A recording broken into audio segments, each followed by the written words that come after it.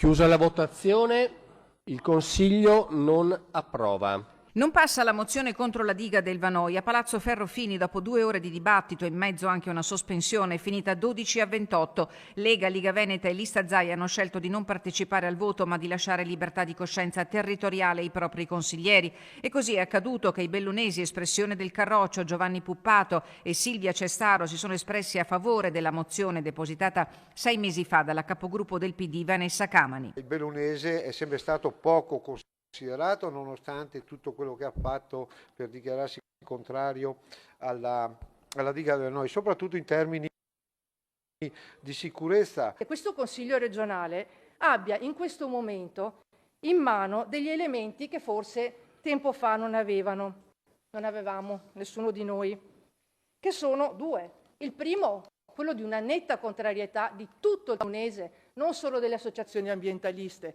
Cestaro ha stigmatizzato il modus operandi del Consorzio Brenta, che in fase di dibattito non ha mai accettato di audire la provincia di Belluno. Voglio credere e sperare che all'interno di questo Consiglio, qualora chiunque dei miei colleghi si trovi a dover affrontare una questione di questo genere, farebbe di tutto per difendere il proprio territorio.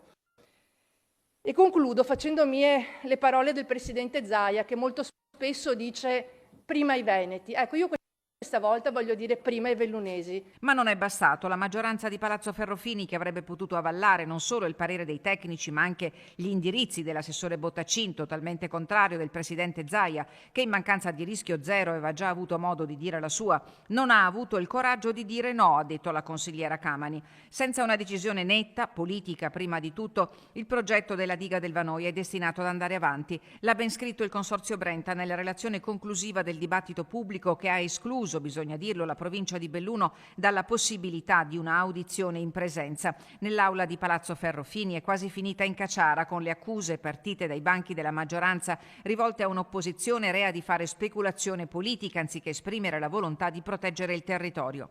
Il capogruppo della Lista Zaia presidente, Alberto Villanova, l'ha ripetuto più volte: state giocando su questi temi, ha detto durante il dibattito, che ha mostrato grande spaccatura simbolica fra pianura e montagna.